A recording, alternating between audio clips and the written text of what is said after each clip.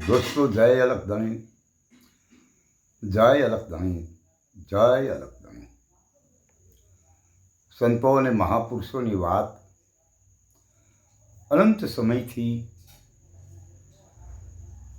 મહાપુરુષોએ તેમના પોતાના અનુભવો તેમની વાણી દ્વારા એક એક શબ્દોને મંથન કરી અને મેચ્યા છે।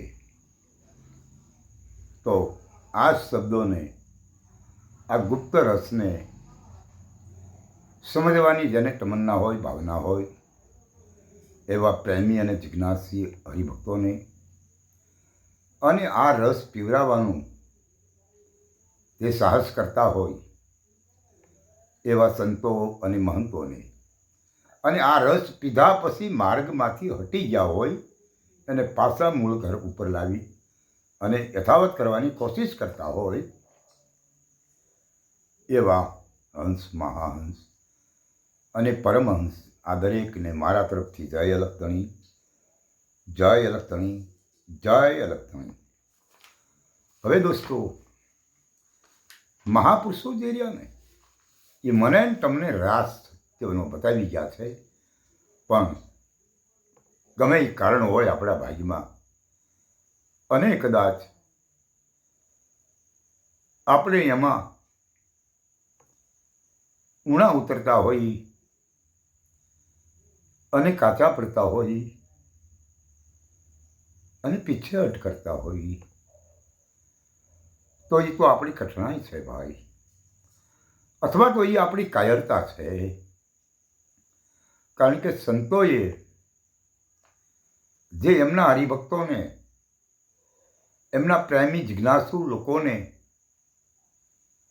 જે ટકોર કરી છે એ ટકોર આપણે એક ભાવનગર જિલ્લાના ઉમરાળા તાલુકાના કહલસિંહ મહારાજના સમઢિયાળા નામે ઓળખાતા ગામના ઇતિહાસ છે, જેનો ગંગા માતા અને પાનબાઈ એમની વાણી થોકબંધ છે। આજે આપણે એમની વાણીના થોડાક શબ્દો અહીંયા રજૂ કરીએ છીએ। જેઓ પાનબાઈને સમજાવતા કહે છે કે હે પાનબાઈ, તારે આ હરિગુરુ સંત મહાપુરુષોની વાતનો જે રસ રહ્યો ને એ ઝીલવો હોય તો રસ ઝીલી લેજો પાનબાઈ। આ રસ તો તમારે ઝીલવો હોય તો ઝીલી લેજો, પછી જેને પાછળથી પસ્તાવો થશે, પછી પાછળથી પસ્તાવો થશે। અગમ અગોચર ઈ રસનું છે નામ, પૂર્ણ અધિકારીને એ ઠેરાય છે। બહુ સાચી વાત છે ગંગા સતીએ કરેલી।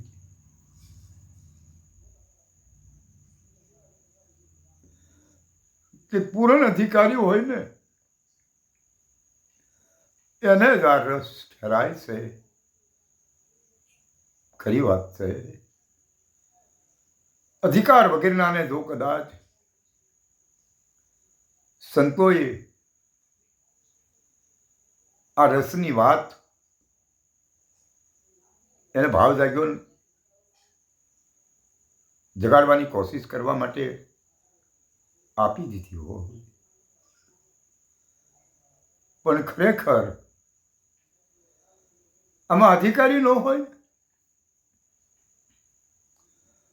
તો આ અગમ અગોચર રસ એવા અધિકારી વગેરેના વ્યક્તિને ઠેરાતો નથી। એ ખરી વાત છે।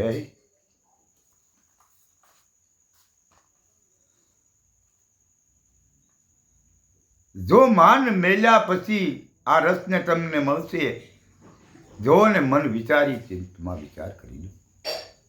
આમાં માન મેકી દઈને મેદાનમાં આવો, મનને મારીને મેદાનમાં આવો, હું મારાનો ભાવ મેકીને મેદાનમાં આવો તો આ રસ તમને ચાખવા મળશે। તમે તમારા ચિત્તમાં વિચાર કરી જુઓ, કારણ કે આમાં દાખલ થયા પછી તકલીફ વાળું છે। કારણ કે પછી આમાંથી ભાગી ન અકાય, બીજે જવાય નહીં, આમાં હલવાય છે મોટી જબરી. મારો તો અનુભવ છે કે આમાં જેને ઉપદેશ લીધા છે ને એ પછી એના ગુરુ પાસે પણ જઈ શકતા નથી, અને બીજે ગયા પછી એના મગજમાંથી એના ગુરુ જે અસલી હતા એનું નામ પણ જાતું નથી. વિચારો આ કેવી દશા થઈ છે એની, અને કેવી દશા કહેવાય. અને આવા દશાહીન વ્યક્તિઓ ઘણા છે. માટે આ મહાપુરુષના શબ્દો જે રહ્યા ને એ દરેકને સમજી વિચારી લેવાની જરૂર છે, અને ભીતરમાં ઉતારવાની પણ જરૂર છે. કારણ કે આ રસ ચાખો ને તો ક્યારે કે દ્રષ્ટિ પદાર્થ નથી રહેવાની. આ રસને ચાખ્યા પછી, આ અગોચર રસને ચાખ્યા પછી આ તમારી દૃષ્ટિ જે પદાર્થ ઉપર જે પડી છે એ નહીં રહે. પદાર્થ એક બે નહીં, તમારી દૃષ્ટિમાં જેટલું દેખાય છે ને એ બધું પદાર્થ છે. અને એ પદાર્થને તમારા દૃષ્ટિમાંથી હટી જાય છે. હવે મૂર્તિ હટી જાય, આ સમાજના વ્યવહારો મટી જાય, આ બહુ ગંભીર વસ્તુ બની જાય.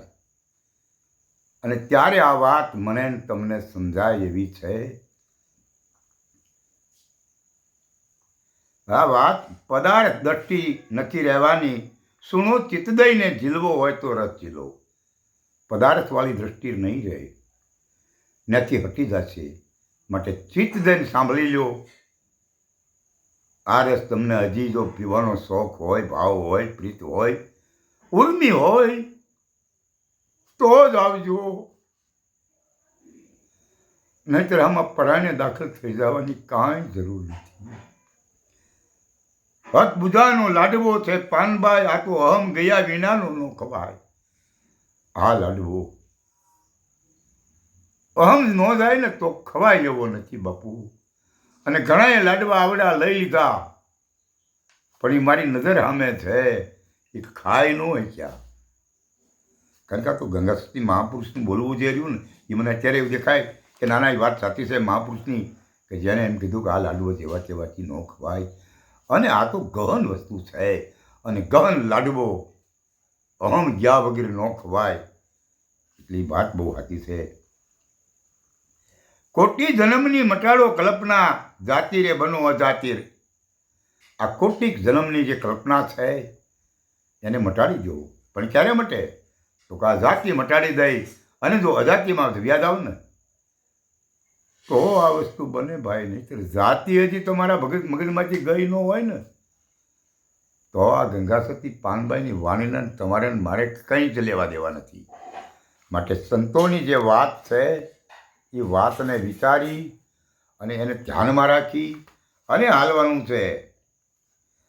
હવે પછી જ્યારે જાતિ જો મટાડી દો અને અજાતિ બની જાઓ ત્યારે ગંગાસતી કહે છે કે હવે તો દૃષ્ટિ રાખો ને ગુપ્ત રસ ચાખો. હવે તમારી દૃષ્ટિ ત્યાં રાખો અને ગુપ્ત રસ જે રહ્યો ને એને ચાખો. તો સહેજે આનંદ વર્તાય, તો સહેજમાં આનંદ થઈ જાય. પછી આનંદ લેવાનો જવો પડે. એ આનંદ 8 પોળ ને 32 ઘડી આપણી સામે જ હોય, અને કંઈ ગોતવાનો જવો પડે. એટલે ગંગાસતી એમ બોલ્યા, આપમાં આપ મટી જાય. વાહ! પછી ગંગાસતી એમ કહે છે જો આ બધું થાય ને અહમ ઓગળી જાય, મને મારાનો ભાવ મટી જાય,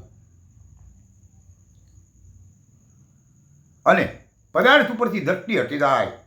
એટલે દેવ દેવી દેવતા વીર પીર પેગંબર આ મૂર્તિઓની અંદર ભગવાનને માનીને બેઠા છો એમાંથી દ્રષ્ટિ પાછી પડી જાય અને નિજ સ્વરૂપમાં દ્રષ્ટિ દાખલ થઈ જાય. તો પછી આપમાં મટી જાય. પછી તમે જે રહ્યા ને એ ખોળવા જે નીકળ્યા છો ને બીજી એ ખોલવાથી મટી જાય એવું નથી. તમે જેથી તમને ગોતવા જશો ને તેથી તમે મટી જશો, અને જગતનો શહેનશાહ જે રહ્યો ને એને ભેગા તમે રૂપમાં રૂપ સમાઈ જશો, અરૂપમાં અરૂપ બની જશો. એવી વાત મહાપુરુષની છે. અને આને ધ્યાને રાખવા જેવું છે. એને ધ્યાને રાખી અને કાયમ સારી જિંદગી જીવવા માટે મારી ભલામણ છે દરેકને. જય અલગધણી, જય અલગધણી, જય અલગધણી.